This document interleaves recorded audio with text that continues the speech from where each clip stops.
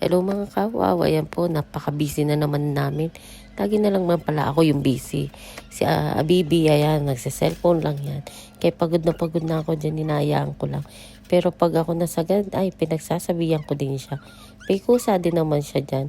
Hinayaan ko siya kasi may dapat siyang tapusin dyan na hindi ko alam kung ano ang dapat niyang tapusin.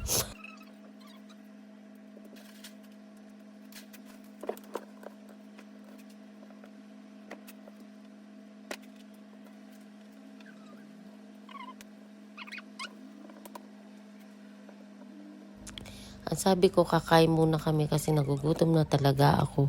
Tinitiis ko lang yan ang gutom ko kasi gusto ko matapos lahat ng tinatrabaho namin. Kasi balak ko pa nga matulog.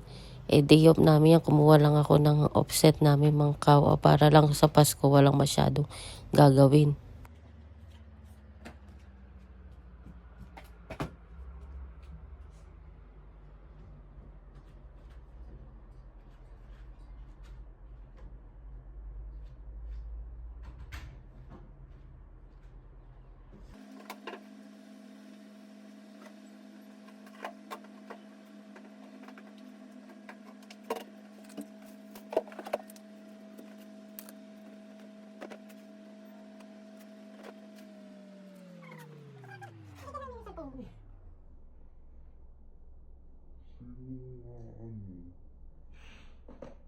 Ayan, sabi ko sa kanya, patapos na din kami, black na lang yung isasampay. Tapos after nito, kakain na kami.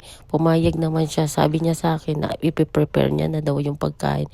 Pero naghintay akong prepare niya kasi ako pa din pala magpiprepare ng pagkain namin. Pagpasensya niyo, hindi ko mabigkas ang prepare. Nahihirapan man ako sa brace ko ba.